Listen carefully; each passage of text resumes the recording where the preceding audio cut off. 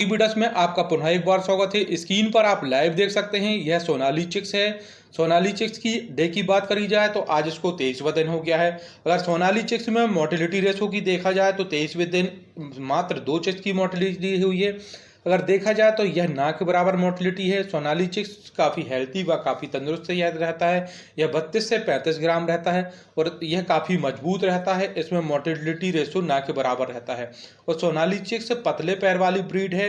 यह देसी मुर्गी के समान दिखता है। इसको बेचने में और इसको सेल करने में भी किसी प्रकार की कठिनाई का सामना नहीं करना पड़ता।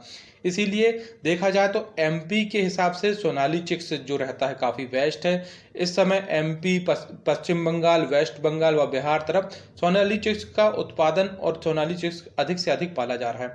आज का मेरा विषय है सोनाली चिक्स की चोंच की डिबेकिंग किस प्रकार से करी जाए, क्योंकि जो लघु किसान भाई हैं जो 200-300 बच्चे पालते हैं उनके लिए मशीन खरीद पाना शुरू में है बहुत कठिन रहता है, क्योंकि जो मशीन रहती है वह 3 से 15 हज़ार रुपये तक की आती है। और जो लघु किसान फार्मर भाई हैं जो 200-300 बच्चों को प्रारंभ करते हैं उनके लिए कठिन बात होती है। स्क्रीन पर आप लाइव देख रहे हैं कि बच्चे की मैं डिबेकिंग किस प्रकार से करूं। मैंने एक बच्चा अपने हाथ में उठाया हुआ है, दूसरे हाथ में मेरे नेल कटर है जिससे कि अपन मनुष्य खुद लाए अपने हाथ के नाखून काटता है। अगर यह नेल कटर की बात करी जाए तो यह 25 से 30 रुपये में मार्केट में उपलब्ध है। स्क्रीन पर आप देख सकते हैं कि बच्चे को मैंने उसका मुंह चौड़ा करके पकड़ना है। नीचे की चोंच है वो आधे सेंटीमीटर से भी कम, मतलब जो उसका नुकीला हिस्सा है वह समाप्त हो जाए, और जो ऊपर की चोंच है उसका भी आधा सेंटीमीटर से कम, जो उसका ऊपर का नुकीला हिस्सा है वो कट जाए। स्क्रीन पर मैंने लाइव दिखाया हुआ है कि चोंच नीचे और ऊपर की किस प्रकार से काटे हैं।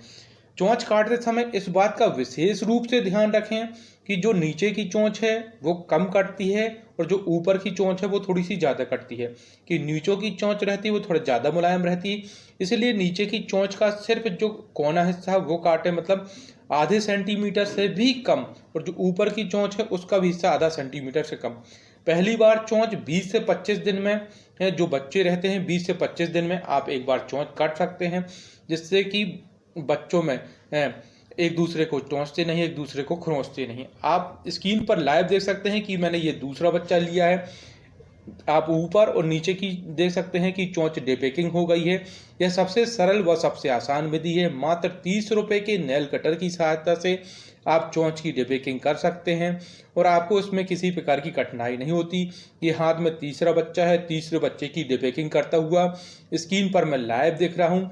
नीचे की चोंच हल्की सी काटें और ऊपर की चोंच थोड़ी ज़्यादा करें। नीचे की चोंच आधे सेंटीमीटर से भी कम काटें और ऊपर की चोंच भी आधे सेंटीमीटर से कम करें, क्योंकि यह अभी बच्चा है। चोंच काटते समय ये विशेष रूप से ध्यान रखें कि नीचे की चोंच कम काटें। अगर चोंच आपने ज़्यादा काट दी तो उससे खून आने लगेगा और बच्चे को फिर खाने में तकलीफ होने लगेगी। अब किसान मित्रों के मन में ये सवाल उठ रहा होगा कि चोंच क्यों काटें।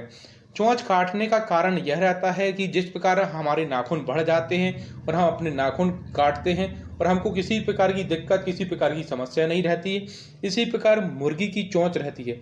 मुर्गी की चोंच जो रहती है इसके काटने से हमको यह फायदा होता है, मुर्गी के जो बच्चे रहते हैं वह एक दूसरे को टोंचते हैं।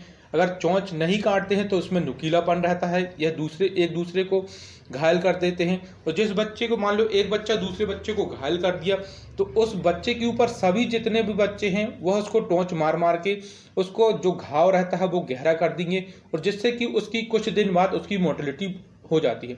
और ऐसे ही मान लो किसी दूसरे बच्चे को कर दिया तो फिर वही प्रोसेस दोहराई जाएगी, फिर दूसरे बच्चे सारे बच्चे उसके ऊपर टूट पड़ेंगे।